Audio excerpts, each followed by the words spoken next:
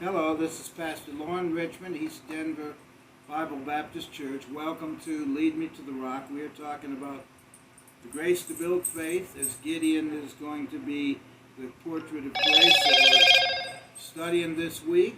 We think about Gideon here living in the captivity, being under the Midianites, and he was a humble man. He was working very carefully and quietly and slyly, I guess, if you would, trying to provide for his family, always fearful of the enemy finding him and seeing what he was doing.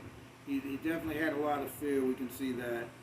But in all of this, God looked on him and he'd heard the Israelites crying out for deliverance. In Judges 6:14, the Lord looked upon him and said, "Go in this thy might, and thou shalt save Israel from the hand of the Midianites. Have not I sent thee?" Now Gideon is hearing God calling him, and it's sort of mindful of another individual by the name of Moses, who when God called him, he put up his objections. He said, my brother's a better speaker than I. And oftentimes those people that God calls, they don't think a whole lot of their abilities. There are a lot of people that think they can do some great things. Others say, no, I don't know, that'd be a very good servant, but if you want to use me, that's okay. I'm just not sure how much you'll get out of me. And in Judges 6:15, he said unto him, O my Lord, wherewith shall I save Israel? Behold, my family is poor in Manasseh, and I am the least in my father's house.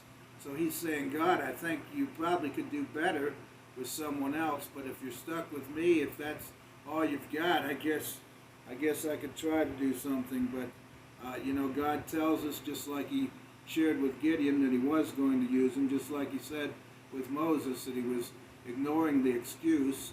And oftentimes we throw up our excuses, and an excuse really is the skin of a reason stuffed with a lie, someone has said. But in 2 Corinthians 12:9, he said unto me, My grace is sufficient for thee, for my strength is made perfect in weakness.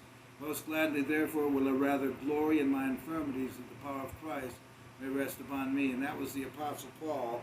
And certainly, just like God did for Paul, God did for Moses, God also could do for Gideon and with Gideon.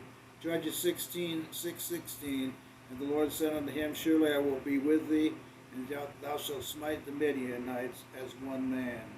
And so God is saying, okay, Gideon, guess what? I can use you. And God is still, Gideon has still got some questions.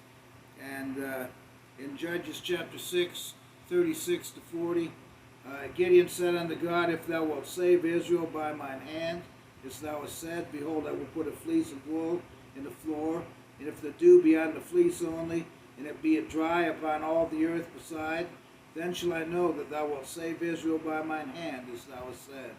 And it was so, for it rose up early on the morrow, and thrust the fleece together, and wringed the dew out of the fleece, a bowl full of water.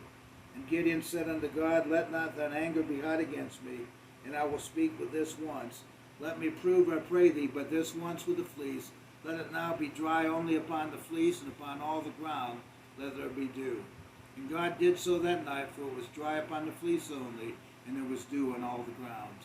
We have heard people say, we've heard pastors preach, I know I certainly have as a kid, that Gideon was lacking faith, that he was wrong to test God in this manner, and God used him anyhow. But the reality is we're all a little bit like this. We all are questioning at times our faith and doubting, especially when we're first coming to God, what we can believe. It's all new to us. And Gideon's having God talk to him and saying, I want to use you. And Gideon saying, wait a minute, I just want to be sure on this thing. And God showed himself sure, showed himself strong. And as a result of that, Gideon saw, this is a God I can believe in. This is one that I can follow. And I'm willing to go the distance with him and do what he wants me to do, because he's proved himself to me. And certainly we have that kind of a God.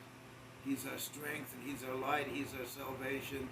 He's the one in whom we can trust, and he will deliver us. So I trust that God will help you to grow your faith, and that you will trust in him, and you will see the deliverance of God no matter what it is that you're facing. Just put your faith in him, and believe that he's able to do exceedingly abundantly above all that we ask or think. Have a wonderful night.